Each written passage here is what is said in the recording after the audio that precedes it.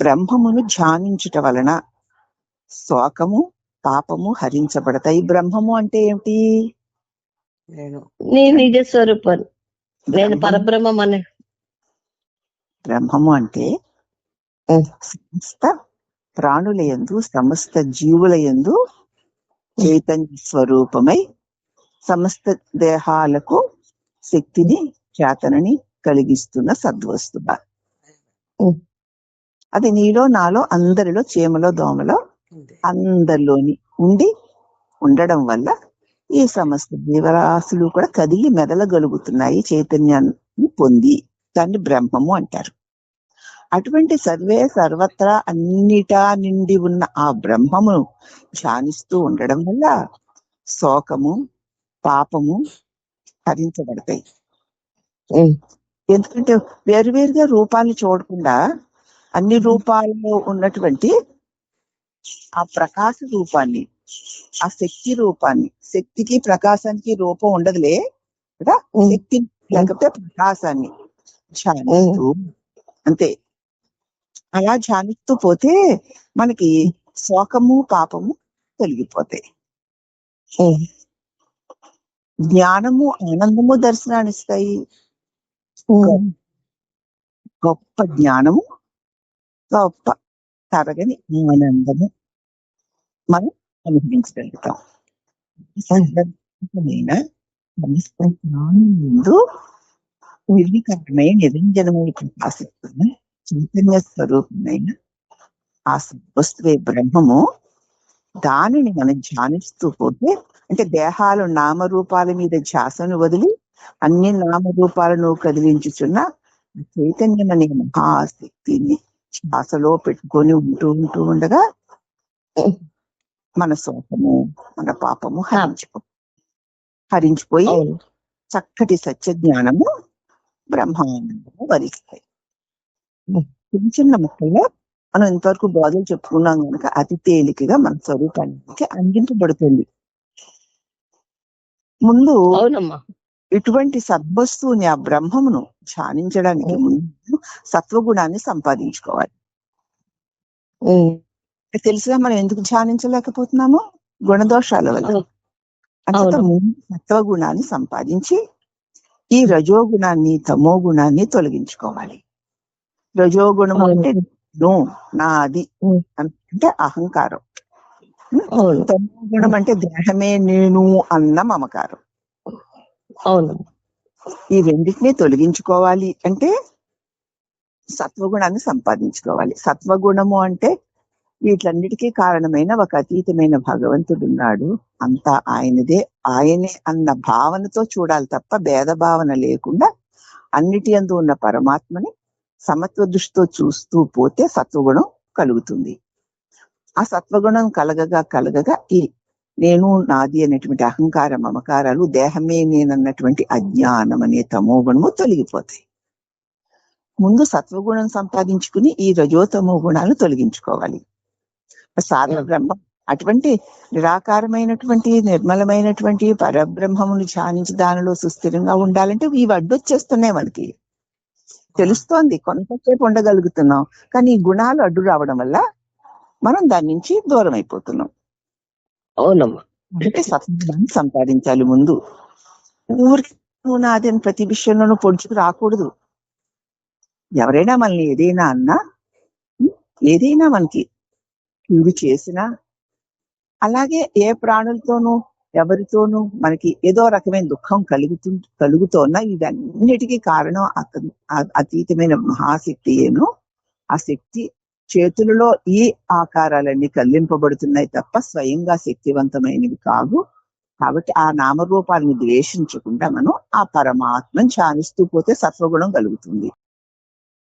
శబ్దమే జగత్తుని ధరించింది. దాన్నే నాదము అంటారు, నాద బ్రహ్మ అంటారు కదా. ఆ శబ్దమే ఎలా మొదలైంది?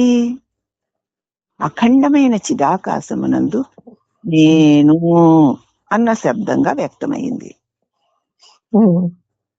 ఆ శబ్ద తరంగాలు గాలి ప్రసరిస్తుంటే అది ఎలాగ ప్రసరించి వ్యాపించినట్లు ఈ నేను నా ఈ శబ్దం శక్తి యొక్క ఆధారంగా వెలువడింది. అవును. ఆ వెలువడిన శబ్ద తరంగం ఏమైంది, ఒక దేహమునకు పరిమితం అనుకొని బందీ అయిపోతున్నాం మనం. అవునమ్మా.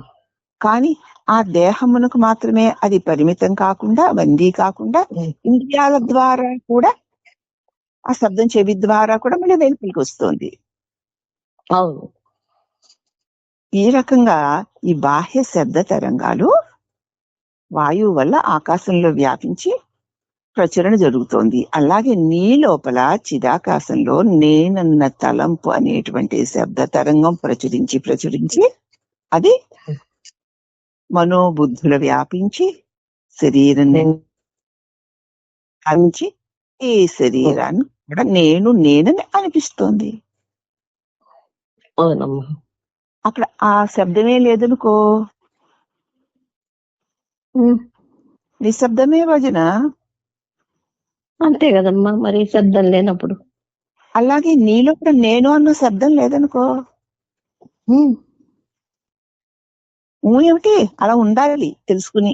అంతే, నేనుగా ఉండిపోవడం అంతేమ్మా. తెలుసుకుని ఉండలేకపోవడం వల్ల కారణం ఏమిటి అంటే రజో తమో గుణాల ప్రభావం. గుణాల ప్రభావం నిజమేనమ్మా.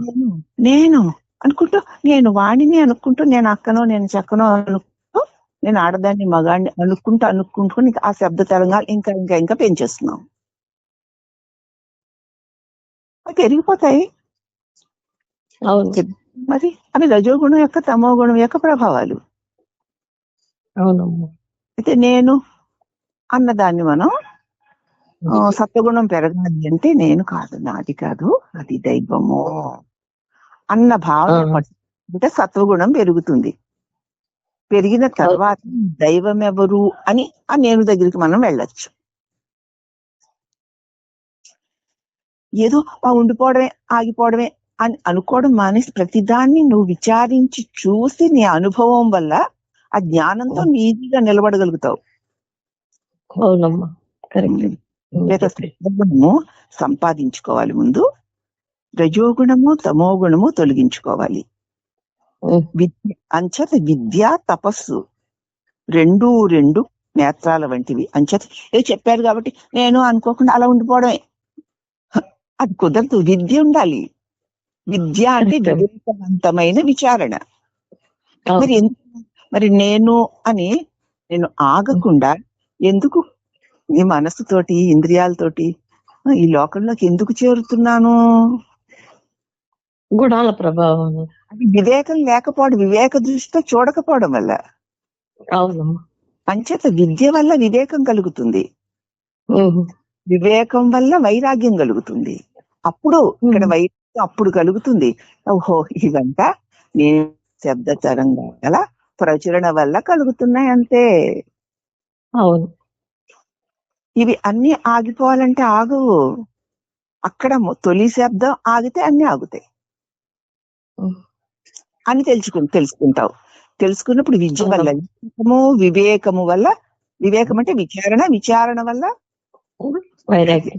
వైరాగ్యం తెచ్చుకోక్కర్లా. విద్య కలిగితే వైరాగ్యం అదే వస్తుంది. కాబట్టి ఎవరికైతే ఇటువంటి సద్వస్తు పరమాత్మ పరబ్రహ్మము నందు శాశ్వతత్వమును కోరుకుంటారో, చావు పుట్టుక లేని నిత్యస్థితిని కోరుకుంటారో, వారికి విద్యా తపస్సు రెండు కళ్ళ వంటివి. ప్రతి దాని జ్ఞానంతో ఇది ఏమిటి, ఎందుకు ఇలా జరుగుతుంది, దీనికి మూలం ఏమిటి అని వెలుపల నుంచి వస్తున్న శబ్దాన్ని గాని లోపల నుంచి వస్తున్న శబ్దాన్ని గాని వాటి మూలాన్ని మనం ఆలోచిస్తే అది విచారణ అవుతుంది. ఆ విచారణ వివేకం ఓహో ఇక్కడి నుంచి అన్నమాట ఈ శబ్ద తరంగాలు వస్తున్నాయి, వచ్చి వ్యాపించి రకరకాల భావాలతో కలిసి వ్యాపించి విస్తరించి ఇదిగో ఈ జగద్దు రూపంలో రకరకాలుగా మనకి గోచరిస్తున్నాయి అని విచారణ అనేటువంటి వివేకంతో మనం గ్రహిస్తే అప్పుడు వైరాగ్యం అదే వస్తుంది. ఇదంతా కూడా ఆ తొలి శబ్దాన్ని ఆపితే ఇవన్నీ పోతాయి. ఈ పై వల్ల కొమ్మల్ని నరికితే మళ్ళీ చిగుళ్ళు వేసుకొచ్చినట్లు పైవే ఆపడం కాదు అని తెలుస్తుంది. అప్పుడు వైరాగ్యం దానికి అదే వస్తుంది. అంచేత తపస్సు. ఇప్పుడు ఏదో అమ్మగారు చెప్పేశారు, అయ్యగారు చెప్పేశారు, అవును కదా, అదే కదా, అవును అనుకోకుండా అలా ఉండడమే. అందుకే ఎక్కువసేపు ఉండలేకపోతున్నాం. అది విద్య తపస్సు లేక. తపస్సు అంటే ఈ విద్య వల్ల, ఈ వివేకం వల్ల కలిగిన వైరాగ్యం నిలబడ. తపస్సు ఇంకా దానినే తలపోస్తూ ఉండడం. అవును ఇక అన్య తలంపులు లేకుండా ఉండడం. అవి రెండూ కూడా మనకి రెండు నేత్రాలు. కాబట్టి సాధకుడు రెండు నేత్రాలను జాగ్రత్తగా కాపాడు. విద్యని వివేకాన్ని తపస్సుని. తపస్సు. విద్య ఉంటే వివేకం అదే వస్తుందమ్మా. అవునమ్మా. విద్య తపస్సు. తపస్సు. విచారణ చేసి తెలుసుకోవడము, తెలుసుకున్న దానిలో నిరంతరము నిలిచి ఉండడం.